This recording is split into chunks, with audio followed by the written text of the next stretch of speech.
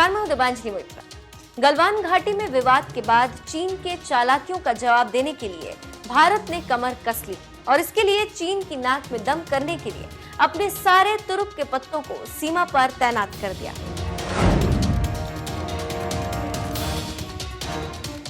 पहले भारत ने बोफोर्स लगाया, फिर होवित्जर अरुणाचल प्रदेश पहुंचाया, फिर धीरे धीरे Apache, Globemaster, Chinook, Sukhoi, MiG, P-8I से लेकर सभी खतरनाक से खतरनाक हथियारों को तैनात कर रहा है। उसी कड़ी में भारत ने अब जाके अपने चौथी पीढ़ी के स्वदेशी टेल्सिस कंपाउंड डेल्टा विंग विमान तेजस को वेस्टर्न फ्रंट पर तैनात किया।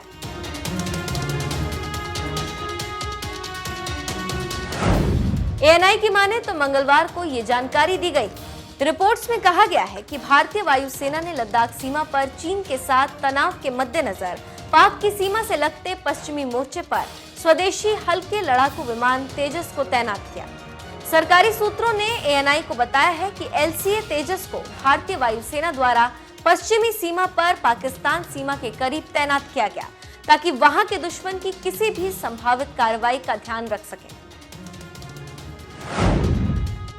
सूत्रों की माने तो दक्षिणी वायु कमान के तहत सुलूर से बाहर स्थित पहला LCA तेजस स्क्वाड्रन 45 को एक ऑपरेशनल भूमिका में तैनात किया गया था।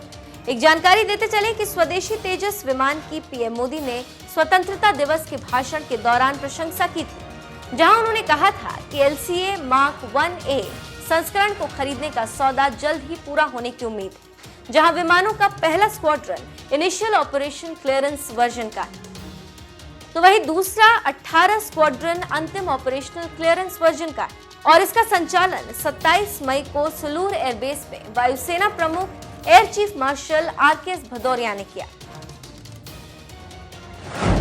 भारतीय वायुसेना प्रमुख मार्शल RK भदौरिया ने 27 मई को हल्के लड़ाकू विमान तेजस फाइटर को तमिलनाडु के कोयम्बटूर के पास सुलूर वायुसेना स्टेशन में 45 स्क्वाड्रन के साथ उड़ाया था।